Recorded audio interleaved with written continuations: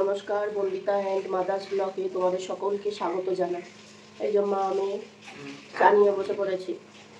আমি আমনটা খাই। বাইরে বৃষ্টি করছে খুব জোর, বলো না?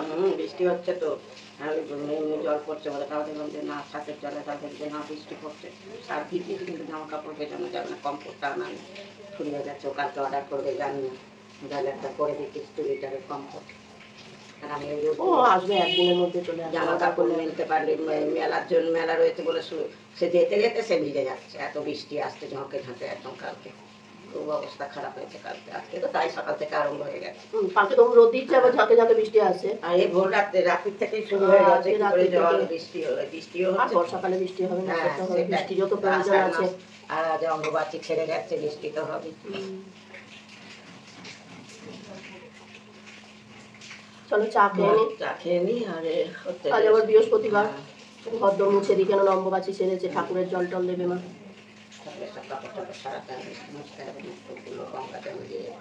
আর যেগুলো চান করানোর গঙ্গা জল দিয়ে চান করিয়ে দেয়। আমার শ্বশুর বেঁচে থাকতে পঞ্চগব্য করে দিতেন, ওই দিয়ে চান করাতাম ঠাকুরকে। না হলে বাবার কাছেই দিয়ে দিতাম, বাবা চান করিয়ে দিতেন। চোখে দেখতে পেতো না, ঠিক সেসব করে দিত সব। আমাদের তো একটা পাথর বাটির মধ্যে অনেকগুলো নারায়ণ রাখা আছে। ছোট সেজে দেওয়ার আবার পুজো করতে গেল, আমার শ্বশুর গেল, রেখে দিয়েছিলেন বাবা প্রতিষ্ঠা করে নারায়ণ সব এনে। কারণ ওই হচ্ছে যে কে কখন পুজো, কিন্তু কেউ তো আর পুজো করতো না। আমার ভাসুরও করতো না, শ্বশুর ওই দেওরাও কেউ করতো না। শুধু সেজে দেওয়াকে বলে বলে সে এক একজন ডাকতো, তাই যেত। নাহলে ও বাবা পুজো করতে কেউ যাবে। আর ভাইপোরাও সেরকম করে না, ওই একটা দুটো লক্ষ্মী পুজো দুর্গা পুজো করে ভাইপো, বড় ভাইপোটা বছরে একবার। ছোটদাদাটা করে, সব পুজো করে, নিত্যকর্ম। আমাদের তো গ্রামের মধ্যে যতগুলো আছে সব পুজো করে। পুজো তো সবাই করতে পারে না, না ব্রাহ্মণ দিয়েই করাতে হয় নারায়ণ পুজো। আর আমার ভাইপো একদম খুব নিয়ম। আমরা বলি কোথাও যাওয়ার জন্য বললে বলি যে তাতে হবে না। ওর মামা এসেও কতবার বলেছে এইরকম করলে পুজো হবে। তুই দেখবে যা কলকাতার শহরে দোকান পুজো হচ্ছে, ও তা করবে না, ও হাঁটতে পারে না, কিছু না, পায় কি ব্যথা, তাও সে হেঁটে হেঁটে ওই করবে চারিদিকে। খুব কষ্ট ভাইপোটা। আর কি আমাদের বয়স হয়ে গেছে, কষ্ট। বাচ্চা ছেলে ওর অল্প বয়সের থেকেই ওর কষ্ট। চাটা খেয়ে নিয়ে আবার দেরি হয়ে যাবে, ঘর মুছবো। এই যে মা রান্না শুরু করে দিয়েছে। রান্না আমাদের চা খাওয়া হলো, পটল ভাজছে, এদিকে ভাত বসিয়ে দিয়েছে। আমি ওদিকে ঘরটা মুছে নিই, চা শুরু করে দিয়েছি। এই যে মা খবর শুনছে আর বলছে এই সময় পুরীর সমুদ্র, দীঘা সমুদ্র ফুলে পেঁপে উঠছে। কি যেতে হয় না কি বলছো? এই সময় পুরীতে দীঘাতে যেতে হয় বলছে। হ্যাঁ,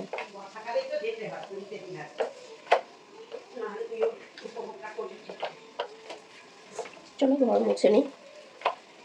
যাও তুমি পুরী, তুমি দীঘা পুরী থেকে ঘুরে এসো। 17 সালে, হ্যাঁ পুজোর সময় গেছিলাম। সে বছর পুজো তো খুব বৃষ্টি হলো। সমুদ্রের জল সেরকম ঠান্ডাই ছিল না, ভালো ওয়েদার। মা আজকে রান্না করেছে, এই যে ভাত আমার বেড়ে দিচ্ছে, ভাত, উচ্ছে ভাজা, এই যে উচ্ছে ভাজা করেছে, আর পটল আলুর তরকারি করেছে সোয়াবিন দিয়ে। আর এ দাওনি মাংসের ভালো লাগতো গিলেটা দিলে, গিলেটুকুনি পড়েছিল। উল্টো পাল্টাও করলে খেতে ভালো লাগবে না, এই যে পটল আলুর তরকারিটা কালারটা খুব সুন্দর হয়েছে। তবু বলেছিলাম তাও বলছি না করবো ডালের বড়া। এই অফিস থেকে এলাম, মা এই ডাল মসুর ডাল বেটে রেখেছে, এখানে পেঁয়াজ লঙ্কা কেটে রেখেছে, আর এখানে আলু গ্রেটারে গ্রেট করে রেখেছে। আমি এসে নুন মাখালাম। এই যে কড়ায় তেল গরম বসিয়ে দিয়েছি, আর মা এই যে পেঁয়াজ আর লঙ্কাটা যেটা কেটে রেখেছিল ডালের মধ্যে দিয়েছি। আর এদিকে আলুটা এবার মেশাবো। এই যে পেঁয়াজ আর লঙ্কা দিয়েছি, এইবার একটু নুন দেব।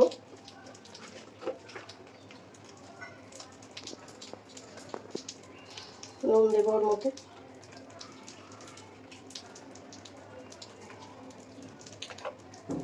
আর দেবো না বেশি নুন দিলে।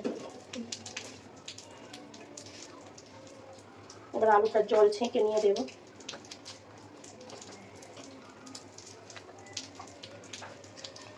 এরকম মসুর ডালের বড়া আমার ছোট কাকু খুব ভালোবাসে, করতে পারতো, বলো মা?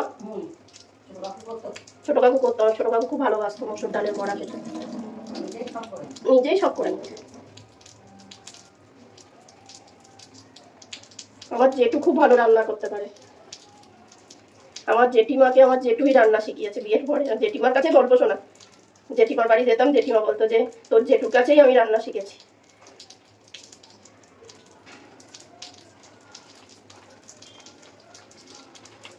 ভালো করে মেখে নিই। এই যে তেল গরম হয়ে গেছে, এবার তেলের মধ্যে দিয়ে দেবো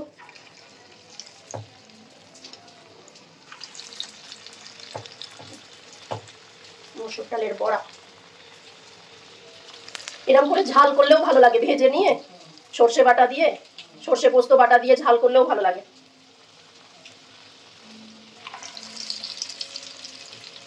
এই যে দিয়ে দিচ্ছি গোল গোল করে। চলো ভাজা হোক, তারপর আবার দেখাচ্ছি। ভাজা হচ্ছে, সব কড়াই দিয়ে দিয়েছি, ভাজা হচ্ছে। এটা করে খেয়ে দেখো, ভালো লাগে। আমার ছোট কাকু করতো, খুব ভালো লাগে খেতে ডালের বড়া, মসুর ডালের বড়া। এই যে মা সন্ধে দিচ্ছে। কি বলছো গপুকে? গপু সবাইকে মানে পরিষ্কার টরিষ্কার করেছি তো। গপুকে আজকে কি সুন্দর একটা গোলাপি রঙের জামা পরিয়েছে মা। সব এটা কি নতুন জামা? না না, সেই আগেটা একবার পরিয়ে আবার কেচে দিয়েছি না, সেইটা নতুন জামারই একটা জামা। খুব সুন্দর লাগছে গপু। সব পরিষ্কার টরিষ্কার করেছি না, আর তাই তখন সাজিয়েছি ফুল টুল দিয়ে। এই যে আমার বড়া ভাজা হয়ে গেছে, মা চা বসিয়েছে, চায়ের জল। আর আমার ওদিকে এই যে বড়া ভেজেছিলাম সেসব বাসন ধোয়া হয়ে গেছে, বাসন কালকেও ধুয়ে রেখেছি। ধোয়া হয়ে গেছে, বারণ করলে শোনে না, আমি পরে সব দিয়ে আমাদের সন্ধ্যেবেলা টিফিন চলে এসছে, চা সঙ্গে টা সব চলে এসছে। খেয়ে নি, চায়ের সঙ্গে টা খেয়ে নি, খাই। কাকিমা রোজ রোজ সন্ধ্যের টিফিনটা বেশ ভালোই হচ্ছে বলো। হ্যাঁ বাবা, কি হাসি গীতাদি। এইসব দেখে তো আর কিছু খারাপ না, রোজ রোজ না রোজ করবো না, করা হয়নি, পরপর দুদিন হলো। আগে খুব হতো, দুদিন একদিন ছাড়া ছাড়া। এখন অনেক দিন বাদেই দুদিন পর পর হলো, না হলে হয় না এখন। কারণ আমি ওরও শরীরটাও ভালো নয়, ভালো যায় না তো, অফিস থেকে অফিস করে টোরে এসে আবার এইসব করবে। দূর, আমি ও রাগ করি ও করলে, যে পারিস না করিস না, দাঁড়িয়ে দাঁড়িয়ে করা চারটিখানি কথা। আমি নিজে রান্না করি, জানতো সকালবেলা একটুখানি রান্না হলেও তো করতে হয়। এই যে ফ্লিপকার্টে অর্ডার করেছিলাম, এসছে। কাটবো প্যাকেটটা।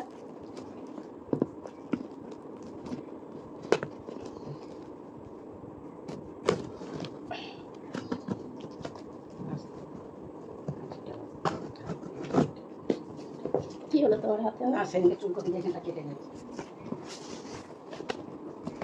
এই যে মুসলি অর্ডার করেছিলাম, আমার মার খুব ভালো লেগেছে, তাই 1 কেজি অর্ডার করেছি। আমি এটারে 1 কিলো অর্ডার করে দিয়েছি। এই যে সাফোলা ওটস আবার কি দিয়েছে? 400।